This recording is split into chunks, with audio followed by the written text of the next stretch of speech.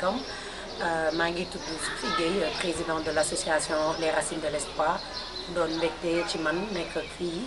ak sama sister Aminata. Association Les Racines de l'Espoir d'abord mooy reenu yaakaar ci wolof ku ko dégg xam ne wàllu ndimbalante moo ko tax a jóg dimbali ki nga xam ne yaa ko tane buñ koy présenté sax dañ naan c'est une association à but non lucratif qui aide les personnes qui sont dans le besoin, particulièrement les enfants malades et les enfants de la rue. Xanaa ndaw ñu nga xam ne amuñu wér gu yaram ak ndaw yi nga xam ne ñoo nekk ci mbedd. waaw tur boobu boo ko déggee mooy ne doomu aadama suy dund ci àdduna dafay dundee yaakaar bu juddee ba muy faatu ñëpp yaakaar la ñuy dundee ñu ne yaakaar ba pare teg ci reen boo xoolee reen ci garab mooy tax li tax garab bi di màgg di meññi reen boo ko daggee ci garab dootul saxati ñu ne chaque personne qui vit dafay nekk reenu yaakaar maanaam li nga xam ne mooy ne tey doomu aadama bi nga xamante ni su amee souci su amee njàqare su amee leneen ak leneen comme problème dina mën a ñëw ci yow bu dee dafa def yaakaar ci yow nga bañ ko tas def lépp pour mu réaliser li nga xamante ni moom moo ko yëkkati woon indi ko ci yow moom laay wax toujours bu ko defee petit à petit cet arbre de l'espoir moom mooy grandir indi loolu nga xamante ni moom la ñuy woowee un monde meilleur. waaw ñun ñu ngi débuté en 2013 léegi def na 5 ans bi ñu débuté li nga xam ne moo ma inspiré mooy ce qui se passe autour de nous d'abord Afrique moom wàllu dimbalante moom soxlawoo sax di laajte lu la inspiré tu regardes autour de toi say voisins sa propre famille xool métit bi nga xam ne nit ñi ñu ngi koy dund boo ko gisee rek say objectif say pas-pas ak sa yéene mën na dem ci jéem koo faj de la manière nu mu gën a pas du ma ne diplomatique mais ni mu gën a professionnel moo taxoon ñu créer association ndax am na ñoo xam ne ñi ngi dimbali doomu aadama yi autour de mais amuñu association donc ñun dañ ko créer pour mu ñu professionnaliser ko def ko loo xamante ni tey ku nekk fu mu nekk ci àdduna dina mën a ñëw bokk ci combat boobu mais li nga xam ne moo ñu inspiré c'est ce qui se passe autour de nous ak une envie d'aider depuis toute petite dama ko judduwaale bëgg ko bi ma nekkee xale ba tey bëggoon a réaliser les rêves des enfants les rêves de plusieurs personnes tey moo waral création wu Reenu Yaakaar. bon début bi c'était des jeunes du quartier laa woowoon ni leen man lii mooy sama projet ndax bëgg ngeen ñëw ñu adhéré ñu commencé ci ñu ñëw bokk si. Au début c'était plutôt pour gën a mën a raffermir lien yi entre jeunes yi nga xam ne ñoo nekk ci quartier yi xam nga ay quartier yu mel ni ay Mariste ak yooyu day baax ngay wax ak jeunes yi ñuy ñëw di dugal seen loxo ci lu mel ni donc noonu lañ ko tàmbalee après yaatal ko les membres sont un peu partout à Dakar un peu partout au Sénégal et un peu partout dans le monde. waaw départ bi c'est dans le quartier ay jeunes yoo xam ne yéen a màggandoo ngeen ñëw créer dara nekk ci. bi ñu tàmbalee def suñuy activité tout le monde sait que pour ngay def activité yu mel noonu il te faut des fonds il te faut que nit ñi adhérer ci cause bi on faisait des activités on communiquait on allait vers les gens petit à petit nga gis nit ñi di wax ne man activités yi daf ma intéressé dañu bëgg adhérer moo indi lii. du que ne je me focalise trop sur les enfants c'est d'abord xam nañ ne xale mooy magu ëllëg. te ndaw yëpp bu ñu tëddee feebar ndaw yëpp nekk ci mbedd yi imaginel dëkk boobu ban genre dëkk lay doon ëllëg donc loolu rek déjà pour le développement de mon pays ak pour li nga xamante ni mooy ak yelleefu doomu aadama tax na ne tey dimbali xale day tax ne yow yaa ngi dimbali sa réew muy benn mais association bi dafay dimbali ay mag xam nga li nga mën a communiquer ak xale mu màgg barkeel xam ne man fii laa jaar fekku ci mag bi nekk na mag ba pare lu ci bëri ci mag yi bu ñu leen di defal dañ leen di defal ci sutura mais association bi li muy gérer mag yi bëri na lool li muy gérer xale yi tamit bëri na mais quand on communique souvent ci wàllu xale yi. ñu ngi ko débuté ci daara yi nga xamante ni ñoo nekkoon environ fii Mariste après bi ñu paree ak prison mineure yi fa la ñu débuté ak yenn activités yoo xam ne dañ ko doon def au sein de notre quartier. waaw boo xoolee activité association Les Racines de l'Espoir di nga xam ni daara la village la doomu aadama bu nekk ci problème on touche à tout par exemple suñu activité boobu ñuy woowee don dans les villages on le fait dañuy dem ci endroits les plus reculés du Sénégal pour def fa ay dons donc daara yi c'est benn aspect la rek ci ay activités wu Racine de l'Espoir donc ku ne enfant de la rue ku ne combat di nga wax daara ndax xale yi li ci bëri ci daara yooyu la ñu nekk. waaw parce que wér-gu-yaram mooy lépp da ngay xool yow mag rek bu sa bopp méttee nga feebar am loo fajoo ni muy méttee ci yow sàkkamtuma la nga nekk xale xamoo dara ci àdduna yàlla teg la nattu nga feebar amoo loo fajee moo tax nag les enfants malades moom ça sera notre combat de tous les jours. waaw en fait nos activités on a un programme annuel d'abord donc chaque début d'année association bi day def assemblée générale annuelle ñu toog ne lii ak lii ak lii la ñuy def ci biir année bi mais n'empêche mën nañ ne par exemple am nañ visite médicale au mois de mars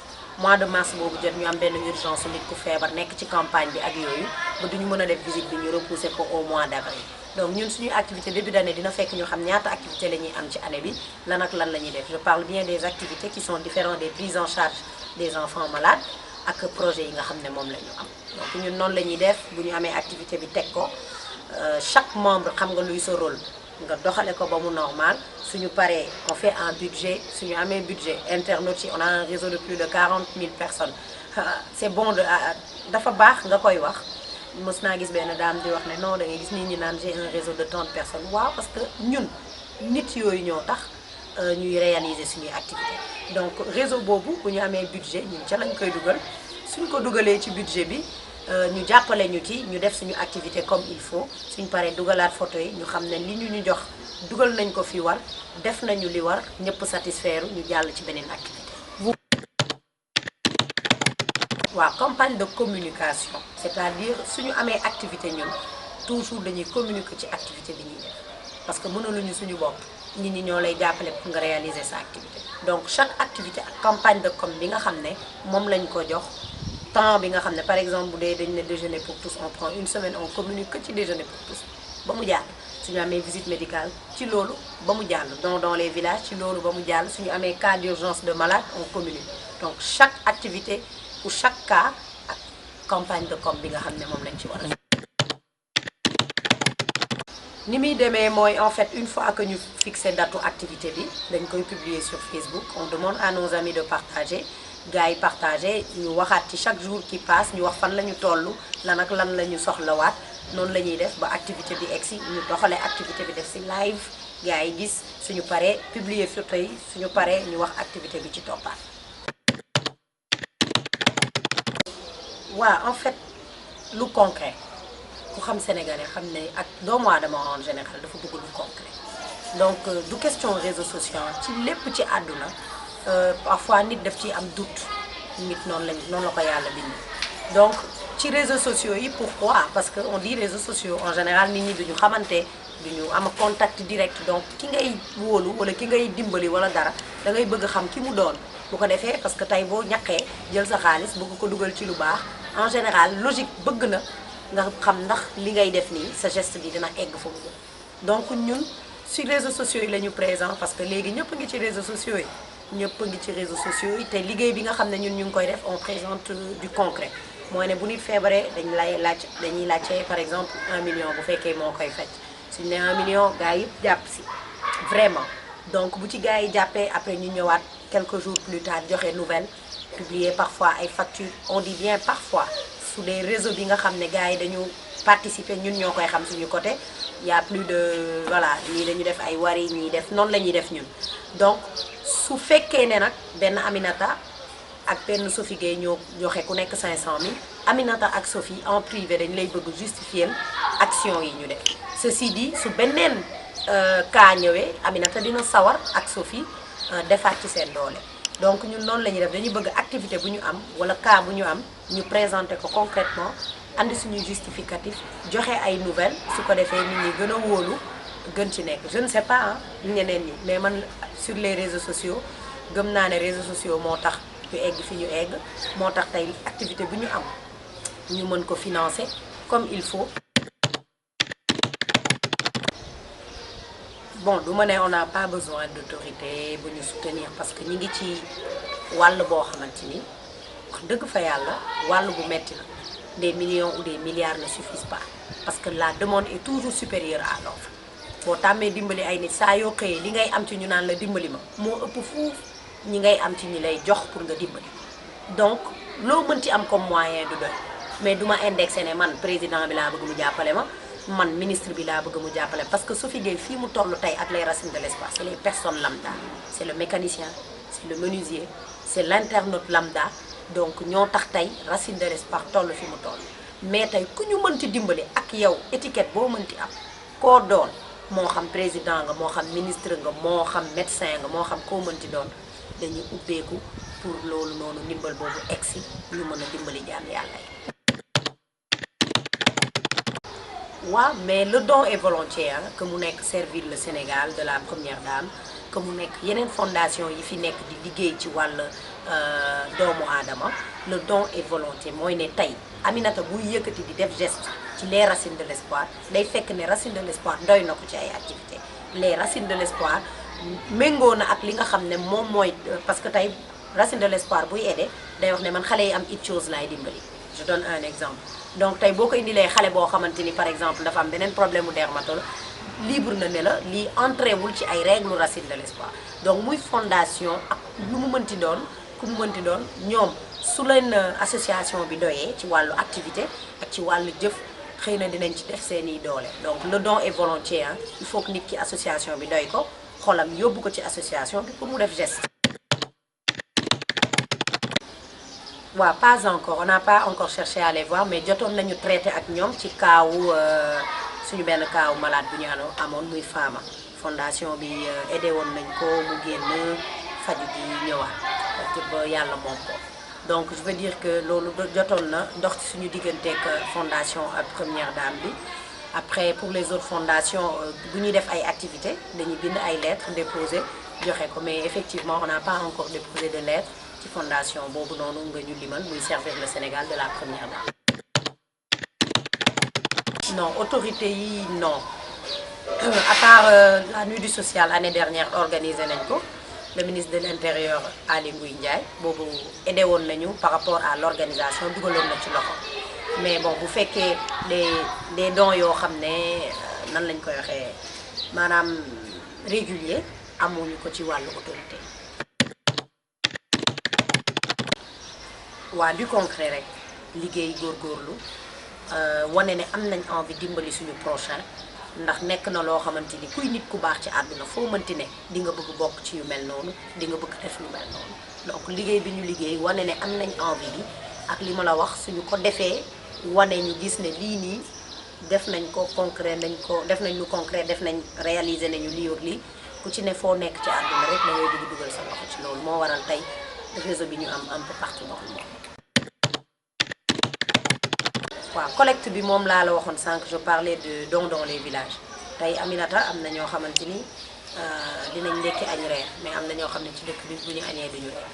Aminata am na ñoo xam ne am nañu garde-robe maanaam yére bii bu ma ko summee chemise bi suba ma ko solaat yow soo summee sa yére suba doo ko solaat am na ñoo xam ne benn yére la ñuy sol weer di ko fóot di ko awaleeg beneen yére am ñoo xam ne dàll sax amuñu ko donc ci kaw loolu moo tax ñu créer activité bi ñëwee dons dans les villages muy tax ne dañuy dem ci village yi yóbbu ay jouets yóbbu ay dàll yóbbu ay yére xale bi nga xamante ni mi ngi Dakar bu ëppale dara xale bi nga xamante ni mi ngi au fin fond de Fongolimbi xale bi nga xamante ni mi ngi Dakar di sol ay yéreem du ëppale xale bi nga xamante ni mi ngi fële te daf ñuy permettre ñun tamit ñu valoriser li ñu yor te tax ne tey du ñu sol benn yére jël ko bàyyi ko ci armoire ay at alors que am na koo xamante ni tey boo ko joxoon lu jëriñ moo tax ñu lancé campagne boobu en France tamit pour que membres yi nekk France gis seen bopp ci liggéey bi ñu mën a liggéey suñu defee collecte bi yére yi daal di jouer yeneen ak yeneen bu egsee fii ñu sélectionné suñu village comme ni ñuy def chaque année yóbbu ko. lu ngeen ci jublu. waaw kër googu ñu ngi ko woowee d'abord la maison de l'espoir maanaam këru yaakaar déjee ko xale yi nga xam ne ñoo nekk ci mbedd bi am ay nit yoo xam ne depuis des années depuis indépendance ñi ngi xeex lutter contre mendicité depuis des années ah. donc ñun ñu ñëw ñu ne dañuy changer li nga xam ne moom lañ nit ñi am habitude gis mooy ñëw dem ci daara yi dimbali xale yi photo wu dugal nangam ak nangam alors que xale bi ngay dimbali peut-être moom am na ay rêve am na ay envie amul envie nekk ci mbedd bi di yalwaan ak yeneen ak yeneen tey ñun xale yi ñu côtoyé depuis 3 ans da ngay gis ay association peut-être dañuy liggéey ak plusieurs daara ñun dañuy ciblé dañuy def enquête xool daara bi nga xam ne bokk na ak suñuy réalité xool ni ñuy def ciblé la ànd ak yow liggéey pendant quelques années xool nan lañu mën a dimbalee xale yi moo indi tey suñu frère yooyu frère laa ko yooyee xale yi dañuy yàpp dañuy ñëw suñu kër yi dañ fay tëdd dañ fay fanaan lu ne la ñuy def ñu ne nañ leen tabaxal kër boobu bu pare ñu dugal leen si biir ñu arrêté yalwaan bi ça entre dans le cadre de la lutte contre la mendicité des enfants. mais jamais benn kër xalaatuñu ko da nga ne un projet lourd pare gu ñu de kër bi bu pare on va en chercher d'autres maisons de l'espoir. C'est pas une seule maison de l'espoir on veut des maisons de l'espoir mais lii xam nga lan la test la kër gii nii ñuy tabax nii test la pour xool et c'est des maisons yoo xam ne ci àll bi lañ ko yóbbu soo xoolee dañu bëgg dekkil ay ñoom yi nga xam ne ñoo fi amoon mooy genre ay ñoom daaray Koki yeneen ak yeneen xale bi dina mën a dem jàngi réussir parce que tey ñu bëri tey ci dëkk bi fii nii di voyager di ñëw j'ai des gens yoo xam ne dañ may témoigner ci sama messenger nee nañu ay anciens ndongo daara la ñu woon donc c'est des enfants yu mérité chance mënul contenir tous les enfants mais tey bu ñu amee chaque par exemple au milieu de 3 villages benn maison d'accueil attends mais Aminata mendicité bi dina wàññeeku parce que ñi yónni yóbbante seen doom yi ci biir ci Dakar ñu ci ëpp dañuy du yenn yi fuite de responsabilité la mais ñeneen ñi ñàkk la léegi suñu amee ay maison de l'espoir au milieu des villages wala yoo xam ne soriwul village di nga gis ne nit ñi xale yi bu ñu xëyee dinañ mën a jàngi suñu paree dem ñibbisiwaat seen kër yi ñenn ñi nga xam ne nag amuñu ndey amuñu baay fanaan ci biir c'est une maison d'accueil donc dañu ko may di remercier bu baax Mamadou Fall ñi nga xamante ni wax dëgg fa yàlla kooku fruit wu daara la gis ñu ñuy def ay liggéey mu ne ñu kaay leen ba pare tegal ñu ci nag foo leen bëgg bëri naa suuf biir Ndakaaru foo leen bëgg ma xàll leen xar jox leen ngeen tabax. C'est un R+1 des chambres et des salles de classe donc chambre yi pare na salle de classe bi gros œuvre yi moo desoon maanaam tëj ko tëj salle de classe yi ci kaw teg suñu dallage génne suñuy balcon mooy ñu ngi ci dernier village. na ci ñëpp jàpp c'est une maison de l'espoir tey ay doomi jàmbur ñoo fa ne suba xamuñu ndax suñu benn neveu suñu benn nièce wala suñu benn doom sax ñun duñu soxla yóbbu ko ci biir maison pour ñu éduquer ko wala dinañ soxla. Ça n'arrive pas qu'aux autres nañu gëm ne rek kër la boo xamante ni ku ci def sa ñaq les hommes partent mais les bâtiments restent da ngay faatu yàlla fay la ko fii ak fa nga jëm donc ku ci am loo xam ne mën na ko ci barkeelu rek na ko def te yàlla tax ñu terminer la maison de l'espoir nar a entamer les maisons de l'espoir